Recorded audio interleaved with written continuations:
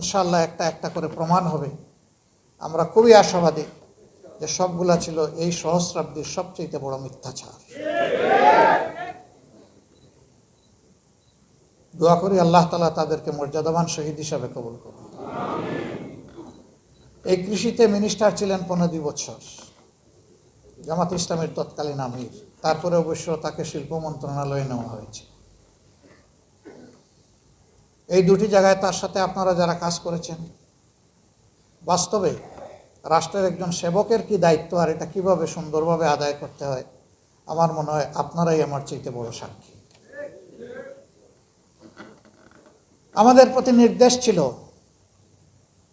কোনো কাজে আমরা যেন সচিবালয়ে না ঢুকে মিনিস্ট্রিতে না যাই। ওনারা অফিস টাইম করতেন সচিবালয়, ঢাকায় থাকলে বাকি সময়টা কাটাতেন আমাদের সাথে আমাদের দলীয় অফিসে। আমাদের কথাবার্তা যা থাকতো আমরা ওখানেই বলতাম। এই জন্যে ক্ষমতার 1.5 বছরের মাথায় বা ওই সরকারের 1.5 বছরের মাথায় মানবজমিন পত্রিকায় একটা রিপোর্ট করেছিল 2 মন্ত্রীর আলাদা জগৎ। সব জায়গায় তদবিরকারের ভিড়ে পা রাখার কোনো জায়গা নাই। ধাক্কা ধাক্কি ঠেলাঠেলি চলতেছে, কাড়াকাড়ি চলতেছে, ঝাপটাঝাপটি চলতেছে। এখানে ওই রকম কোনো ভিড় নাই, কোনো মানুষ নাই। যার যার জায়গায় সবাই তার তার মতো করে শান্তিপূর্ণভাবে কাজ করছে। তখন তারা বলেছিল যে তাদের কোনো দলীয় কর্মীকে নেতাকে আমরা তাদের অফিসের কার্যালয়ের আশেপাশে কখনো দেখি। যেহেতু দলীয় কর্মীরা জায়গা পেতেন না, কাজেই অন্যরাও বুঝতে পেরেছেন যে ওখানে গিয়ে লাভ হবে না।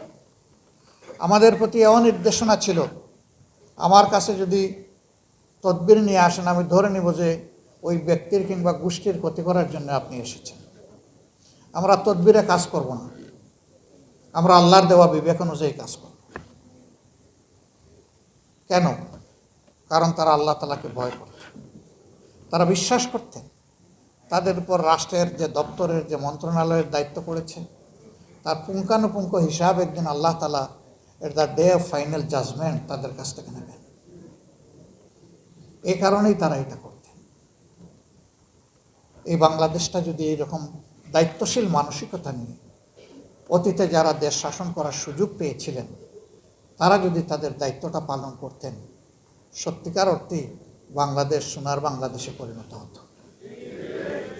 কিন্তু অনেকে সোনার বাংলাদেশের প্রতিশ্রুতি দিয়ে এটাকে শ্মশান বাংলাদেশ বানিয়েছিলেন।